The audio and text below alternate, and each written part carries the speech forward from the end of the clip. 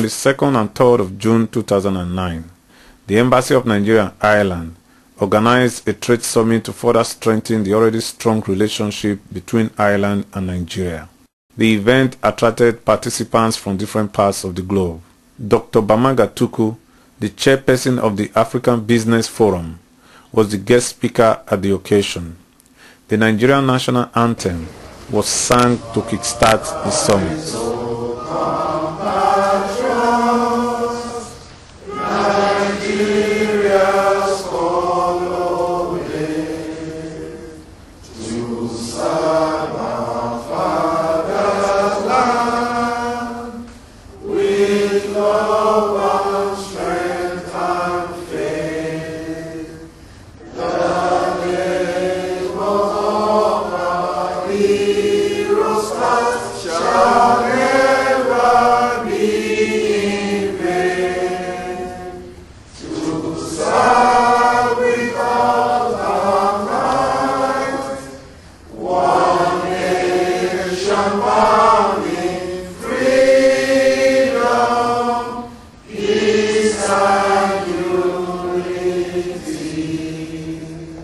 The Nigerian ambassador to Ireland, Dr. Chikwe, in her opening speech, claimed that her ambition is to create a well-structured and strong business partnership with the Irish people. Business relationships have hitherto existed, but not in a structured form.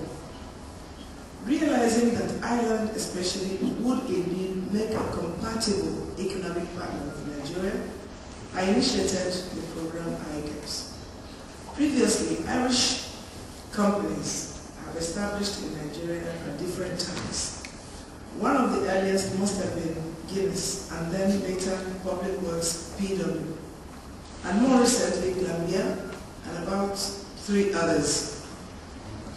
Building on the foundation laid by these earlier companies and their success stories, we are confident that this new program will constitute the basis of a consolidated economic partnership and a more visionary bilateral diplomatic relationship between the two countries of Nigeria and Ireland. The chairperson of the African Business Forum, Dr. Bamaga Tukus, urged the Irish businesses to come and exploit the opportunities in Nigeria. To Ireland and Iceland, members of the diplomatic corps present here, Ms. Evelyn Opuju, MD CEO, Bank of Industry, Alhaji Yusuf Babanas, MD, Nigerian Export Import Bank, Her Excellency Catherine Nigeria, Wagi, I'm sorry to maybe not pronounce her name right, Kenya's ambassador to Ireland. We have a kind of tradition in Nigeria, we say all protocol observed, if I don't mention name in particular. I bring greetings, good weather from Nigeria and good. Here I'm very happy. Since yesterday, when I bumped into a good friend, Clive Carpenter, and I just got him back coming in. I said, well, now I'm in Ireland. I know that very well. He's also Nigeria. So I believe it is from my constituency also, the private sector constituency. That is African Business Round Table and NEPA Business Group. That is a new partnership for economic development. And I hope that will be translated here in action. Partnership to ensure is all mutual for all of us. You can see the array of bankers, the array of businessmen and women who made it here. So let us make sure it resonates into something concrete that means our will is implemented. It is indeed a delight to be here in Dublin for this event, the International Gataway Economic Partnership Summit, intended to make sure that Dublin become a hubway into Africa, more especially into Western Africa, which is the ECOWAS region, to make sure that the European Union and Africa now come together in terms of business. I'm privileged to address also this distinguished audience. As the name suggests, it's our belief and aspiration that this event will provide an international gateway for economic partnership, not only between the Federal Republic of Nigeria and the Republic of Ireland, but it will grow to become an important gateway between countries of the Economic Community of West Africa and the European Union. And for the matter of emphasis, so that we can now have our own structure correctly designed. Before I proceed with my address, please permit me to commend Her Excellency Dr. Mrs. Kema Ford Chikwe, Ambassador of Nigeria to Ireland and Iceland, for this initiative and her unwavering commitment to its success.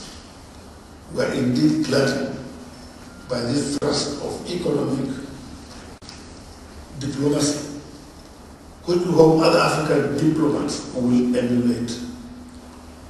Just recently, she facilitated the visit of Irish trade and investment delegation to Nigeria.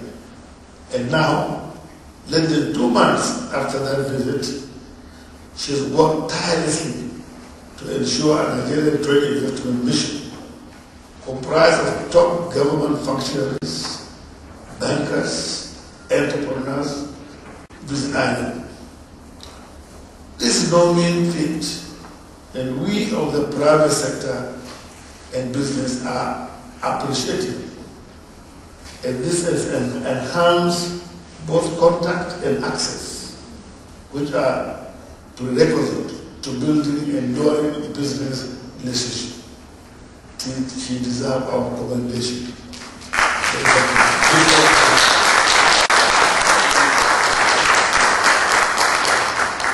Over the next 3 days, ladies and gentlemen, effort will be geared towards building on the success of the trade mission from Ireland that visited Nigeria about 2 months ago, with the aim of strengthening economic ties between the Republic of Ireland and the Federal Republic of Nigeria. We've been discussing even on the side. It requires determination, it requires mentoring, it requires the actual implementation, the will to do so. Many conferences have been attended, meeting heavy, and just melt like economic meltdown now. I call it now the economic build-up. When they're melting down, we build up.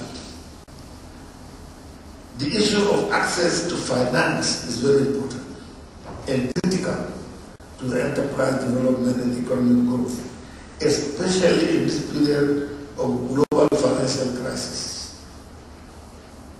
Money becomes scarcer.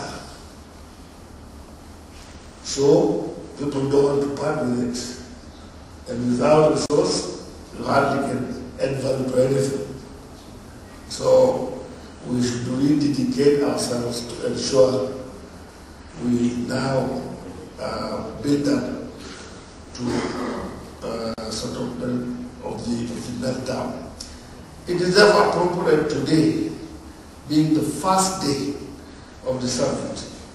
It is dedicated to financial institutions and experts from both countries to brainstorm on finding innovative ways to finance bilateral trade between both countries. It takes two to tango. If the music is nice, you need a dancing partner. And we expect to have that dancing partner so that we can jive. It is heartening also to see representative of top banks in Nigeria made it to Dublin for this program. In this regard, we have in our midst the Bank of Industry. She is very, very determined. I've seen what she has done even in my village. She decided many people.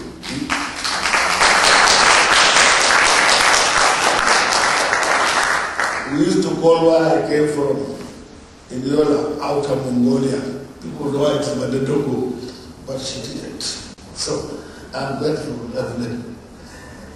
In this regard, also we have got the first Bank Nigeria PLC, Export, Import Bank, AfriBank, guys sitting down there.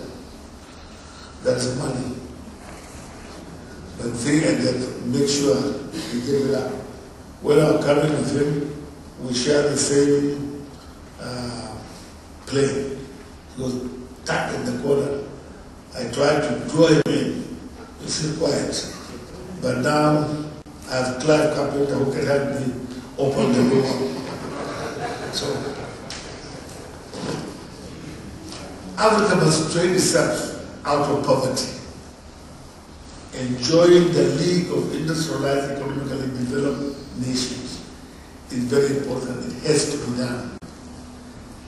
To this, Africa needs economic champions from within the continent to spearhead economic renaissance.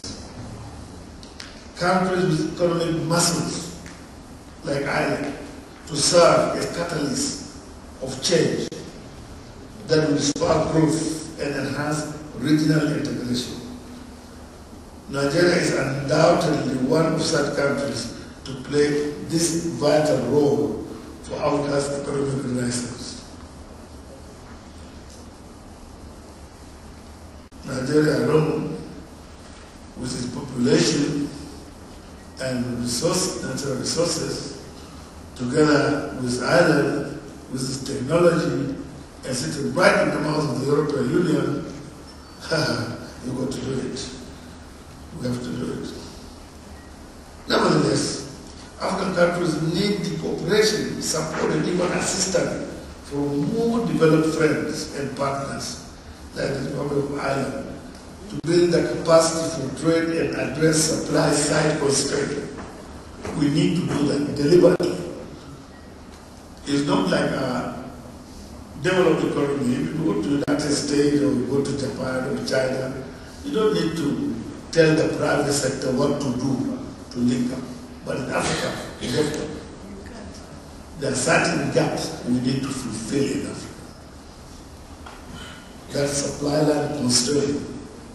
It's not a mere trading. They're very good. They can go to China, to Japan, to Dubai and do things. But they need to be told that now time has come to be selective in partnership, to be determined so that we know each other, to have a program planned in order to move forward. More especially in what we have a competitive nature, competitiveness, a comparative advantage, in agriculture. Ireland is very good in dairy, in agriculture, in packaging, and even help us to do so that together we can do it better. Areas of priority for urgent collaborative effort and